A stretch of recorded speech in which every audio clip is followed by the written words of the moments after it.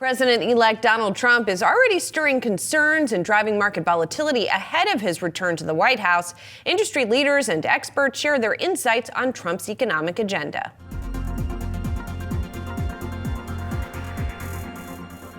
Well, President Trump is saying in a meeting with reporters ahead of the Super Bowl that he will announce reciprocal tariffs this week, as well as levies on steel and aluminum. Let's take a listen.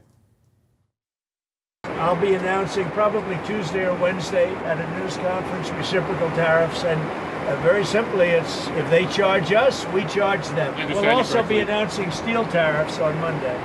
Any steel coming into the United States is going to have a 25% tariff. What about aluminum, sir? Aluminum, too. Joining us now, we want to bring in Zach Nakaktar, a partner at Wiley Law and former Assistant Commerce Secretary under President Trump. It's great to have you back here. Zach, let's talk about some of the rhetoric coming from President Trump and his administration, obviously not backing down on that trade agenda that he laid out numerous times on the campaign trail. How do you see this playing out and what's ahead?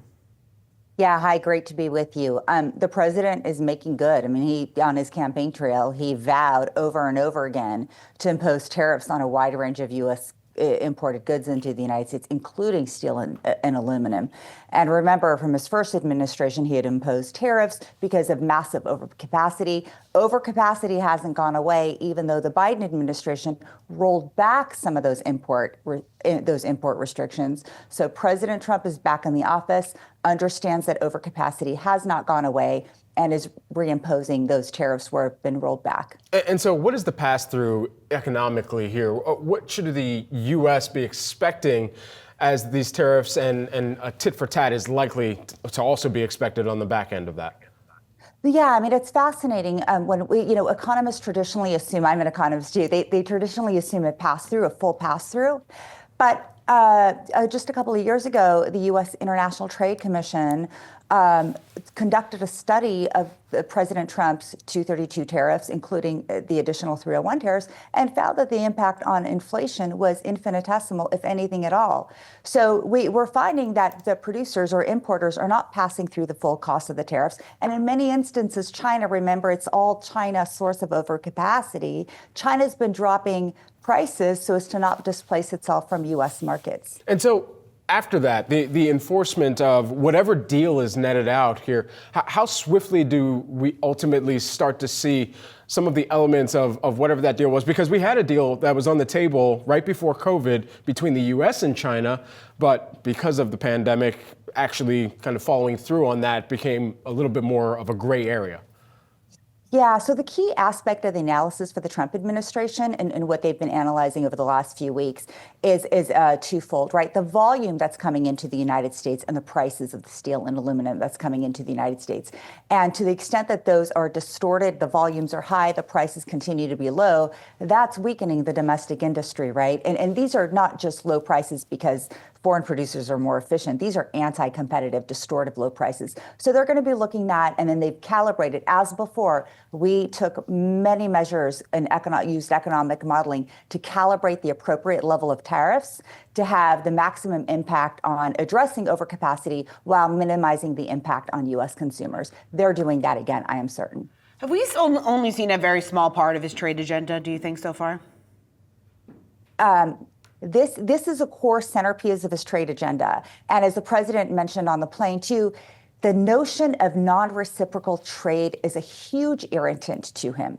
And it's not always about tariffs, right? It's about non-market access, non-market barriers.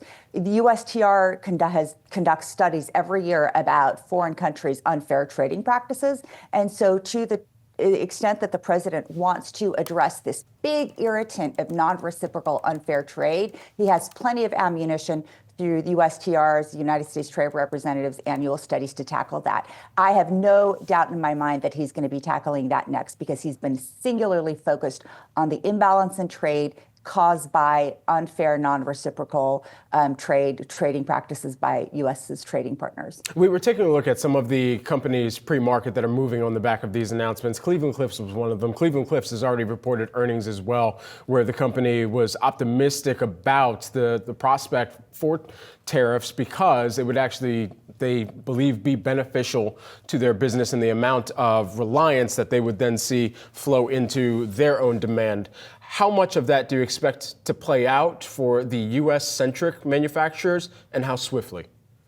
I think that this is going to be a big boost to domestic manufacturing. Remember, they've been gradually weakened over time because of global overcapacity. China's basically displaced other steel producers from the market, and then they've ended up exporting to the United States, and there's been a surge. In addition to that, remember traditionally with these tariffs, the administration, whether it's President Trump or President Biden, have executed an exclusion criteria, right? Well, if you can't get the certain grade of steel from a certain country, you can get an exclusion. The President Trump now has indicated repeatedly that he's going to be a little bit more reluctant to provide those exclusions just because the industry has had a time to adjust, right? The importers have had a time to adjust. So I would expect to see stronger and stronger measures on the importation of steel and aluminum, and less inclination to provide exclusions to those importers who need it. According to the president and his team, you've had enough time to figure out where to source from. Nazak Nikakhtar, thank you. My pleasure. U.S. futures are under pressure this morning after President Trump signed orders late Monday to raise tariffs to 25% on steel and aluminum. The EU vowed a firm and a proportionate response here. European Commission President Ursula von der Leyen saying in a statement, unjustified tariffs will not go unanswered, end quote. Joining us now, we've got Peter Harrell, who is the former White House Senior Director for International Economics under the Biden administration and current non-resident fellow at the Carnegie Endowment for International Peace. Good to have you here with us, and thanks for taking the time this morning. Just walk us through how you're kind of running the calculus around the tariffs imposed by Trump and now the response that has been also made public by the EU. Yeah, well, thanks for having me on this morning. And obviously a significant development last night with the president's announcement that he's imposing 25% tariffs on effectively all U.S. imports of steel and aluminum from all countries around the world. This obviously builds on the tariffs that he implemented on China just over a week ago. So, he ran for election threatening a trade war. We are now absolutely seeing the beginnings of that trade war play out. I think with respect to the action he took last night on steel and aluminum, I want to make a couple of points. First, in some sense, we've been there before. He actually first imposed tariffs on steel and aluminum imports back in 2018. And so in some sense, he's just building on what he had done before. But second, consistent with his overall trade policy, what he's did last night is actually quite a bit more aggressive than what he did during his first term. During his first term, he had steel and aluminum tariffs, but he cut deals with some countries like Canada and Mexico to allow those things to come in tariff-free. And then he also had an exclusions process where companies could come in and say, hey, I can't find steel somewhere else. Can I import it without the tariff? That's all gone. This is truly universal tariffs with no exclusion. So quite a bit more aggressive than what he had done in the first term. Second, we are going to see retaliation out of Europe. The European Union had retaliated when he first imposed tariffs during his first term. Biden struck a deal with the EU where those retaliatory tariffs went back. The European Union, we saw European Union President von der Leyen say last night, those retaliatory tariffs are coming back. Now, I've talked to folks in Brussels. I think Brussels would like to negotiate a détente there, but if Trump doesn't show interest in a deal, we're going to see European tariffs on American goods like distilled spirits, like motorcycles, like, iconic American clothing like Levi's jeans. So I think we're going to be in for some friction over the coming weeks. Peter, when it comes to how much this strategic, or does it at all really structurally change the U.S. economy? Because President Trump and the Trump administration making the argument that they want to bring more jobs back here to the U.S. They want to further bolster the U.S. economy here by doing so. Can they reverse that declining market share and the stagnating production that we've seen for so long when it comes to the U.S. economy? So if I look just on steel and aluminum, if you look at some of the economic analysis that was done around his first term tariffs, they did bring back a bit of steel production in the U.S. On the other hand, they actually drove up the cost of steel in the US, which then hurt other manufacturing industries. And so you saw less growth in those other manufacturing industries. And I think one of the challenges companies are going to face right now that are buying a lot of steel, for example, to build, new car factories in the US, new bridges in the US, new semiconductor factories in the US, they're now going to face higher prices. So I think this may be good for the steel industry, for US steel jobs. Less clear that it's going to be good for other kinds of manufacturing jobs that depend on steel. And I think that raises a broader question about just how effective these tariffs are going to be at actually rebuilding manufacturing writ large, as opposed to maybe rebuilding manufacturing in a couple of selective sectors. Peter, how much disruption can the U.S. economy handle at this point? I mean, President Trump has a lot of economic tailwinds at his back, right? We've had strong economic growth numbers over the last couple of quarters. Consumer sentiment has been okay. We are seeing a little bit of, slowdown in hiring and those kind of things. But obviously there are some strong structural tailwinds at the president's back. And so I think that the economy can weather, a little bit of a Trump economic tempest here. But if this expands beyond a little bit of a tempest into a full-blown kind of global trade war with a lot of other geopolitical uncertainty, that's the kind of thing where I think you might begin to see impacts on the top line numbers. And Peter, I guess that's part of the concern. If we see this go from tempest to tantrum and even more of the trade war kind of spillover, what do you believe that means for inflation, where the Fed is already standing by just to see exactly what type of ingestion takes place within the economy through all of the trade war and the tariff talk and implementation as well? Yeah, I think we need to be very clear that at least in the short and mid run, tariffs are inflationary, right? These are paid by U.S. companies importing the goods. And, we saw that last week when people were beginning to see tariffs on some of the imports from China and certain electronics and things like that, now costing 10% more than they did a couple of weeks ago. And we're going to see something similar on steel and aluminum. Now, so far, the value of the products that are being tariffed compared to the size of the U.S. economy, pretty small. We import, a couple tens of billions of dollars of consumer electronics from China every year. We import, some billions of dollars, 10 to 20 billion, I believe, steel every year. Macroeconomically, these aren't numbers that are going to move top line inflation. But if we start tariffing the world, at 10, 20%, when we're importing $3 trillion of goods a year, that is where you're going to begin to see some inflationary impacts. And that's why we've already seen Chairman Powell, talk about the fact he's looking at policy developments as he thinks about the future direction of rates. Peter Harrell, really appreciate you taking the time. Thanks so much for joining us here this morning. Thank you.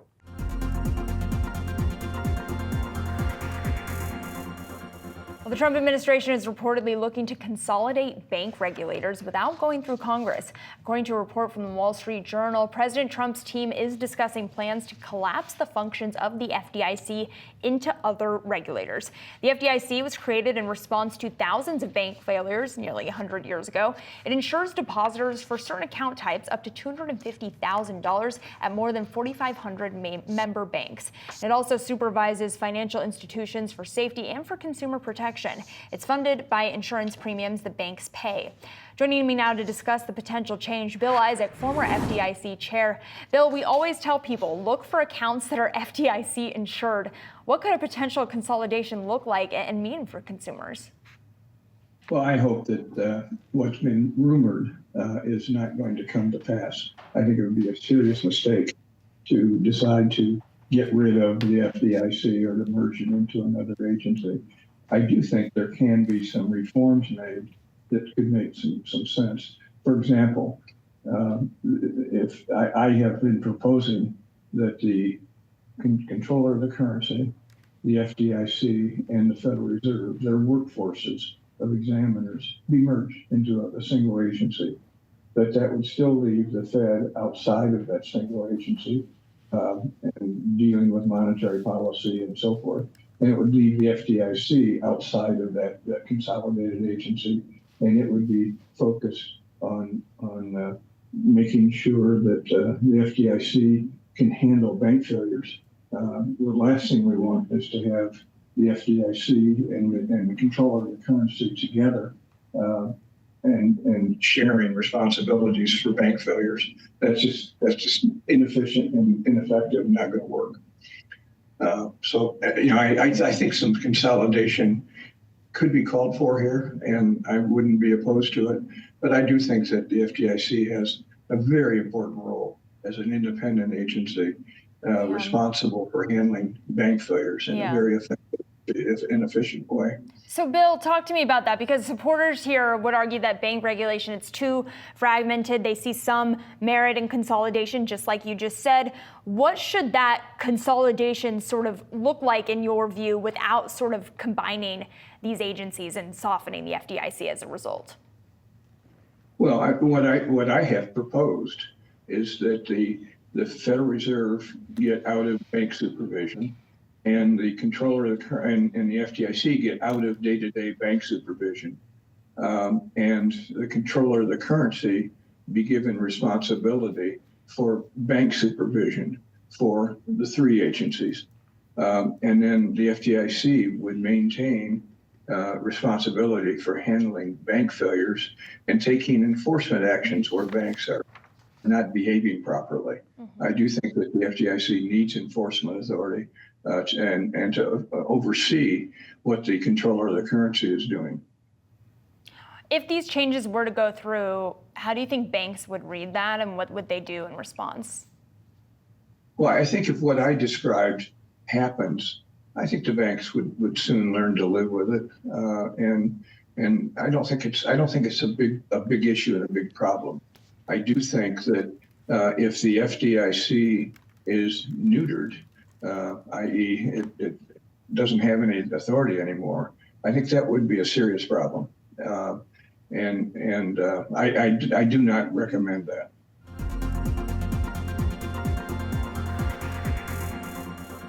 President Trump confirming phone calls with both Russian President Vladimir Putin and Ukrainian President Vladimir Zelensky, saying that peace talks will start immediately to end the war in Ukraine.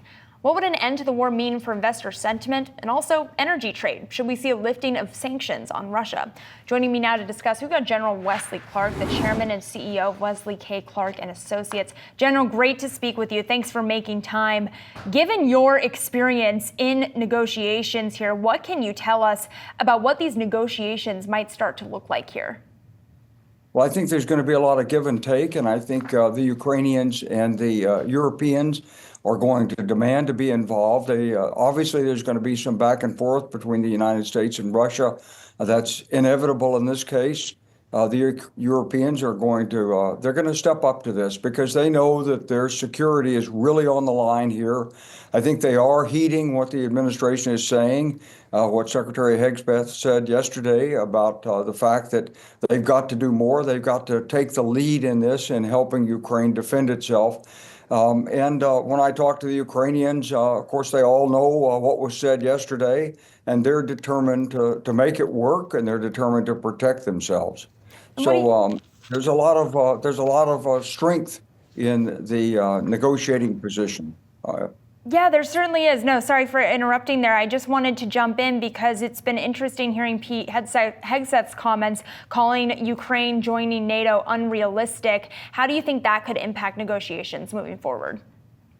Well, it would have been better if he hadn't said that publicly. He was, after I'm told, after he went off the camera, the minister said, please keep these comments. Let's talk about it amongst ourselves first before you go public with it. But he did. Okay, it's out there. It's a starting point. It's something that could have been protected, but we got to move on from here. What's done is done. Okay, well, if what's done is done, then talk to me about the path forward. What's the timeline look like? I think really the sticking points here are, first of all, how the security force is structured. What is the security guarantee? What's the U.S. role in this? The U.S. has to be the backbone of this. We don't have to have troops on the ground. And it would have been better if it were NATO, but it doesn't have to be NATO. But it does have to have U.S. intelligence, U.S. logistics, U.S. Air support, and perhaps fire support to back up the European forces that are there. Now, right now, the Europeans really don't have the manpower in uniform to do the mission the way President Zelensky thinks it needs to be done. They don't have 150,000 troops they can put in there and then rotate and stay on the line. So that's got to be worked. And then there's the issue of the sanctions. Are sanctions going to be released against Mr. Putin? Is Europe going to, again, become dependent on Russian oil and gas after what's happened? And then how will that affect the security guarantees for Ukraine? And then there's the 250,000 abducted Ukrainian children. There's reparations. There's war crimes that have been committed. So as you move from a ceasefire into something more permanent, which the administration says we want something that's sustainable, you're going to have to not only stop the fighting, but you're going to have to serve justice. And the fact is that Russia was the aggressor here. This is not two boys on the schoolyard who were swinging at each other and you take them to the principal. This is an aggressive move by Russia. It started a major war, unprovoked, in Europe, and there have to be consequences for that. I want to talk about the lifting of those sanctions in the context of some news from this morning. Russia offering more LNG to India. India saying they're willing to buy, coming in potentially with gifts today for the president, as Modi is expected to meet with President Trump this afternoon. What can you tell me about what that example I just gave tells you about the path forward for sanctions getting lifted? Is it going to be a slow drip where we see certain countries getting in on Russian gas, or is it something more that's going to look like more of a groundswell of change? Well, I think if it's a groundswell change, I think the odds of a sustainable peace are lower. So I think it has to be a very slow drip, drip, drip. In this case, there's always been a ruble-rupee connection for India buying and then reselling Russian hydrocarbons. LNG would be no different. The fact that President Modi is going to meet with President Trump today, I hope that'll be on the agenda. I hope President Trump will use his bargaining leverage to keep it under control, because what we want to do is assure that Mr. Putin isn't incentivized to continue the attack. You know, the danger behind this is the Russian ministries have said, well, you've got to address the underlying conditions. Those underlying conditions of conflict that Russia saw were NATO being present in many different states, not just Ukraine, and also the fact of Ukraine's existence as an independent country. So if those conditions are not met for Russia, maybe that means Russia wants to continue the fight. Maybe a ceasefire would just give Russia the incentive to rearm. And so keeping those sanctions on, dealing with countries like India correctly, and having them help reinforce to de-incentivize Mr. Putin to continue the aggression, that's an important element of all this. President Trump is an able negotiator. Mm-hmm. He's got premier power position in the world. I hope he'll use it. It's a jam-packed hour focusing on the biggest movers and shakers on Wall Street. This is market domination, and here, every day is game day. We have 1 hour left until the market close. It's game time for investors to make their final plays. The clock is ticking, and we've got you covered with our quarter-by-quarter playbook. We're bringing you in on all the market action, with step-by-step analysis of our biggest trending tickers, and expert insight into the day's biggest headlines. We'll bring you the closing bell and get you to the finish line. This is Market Domination. Tune in daily from 3 to 4 p.m. Eastern.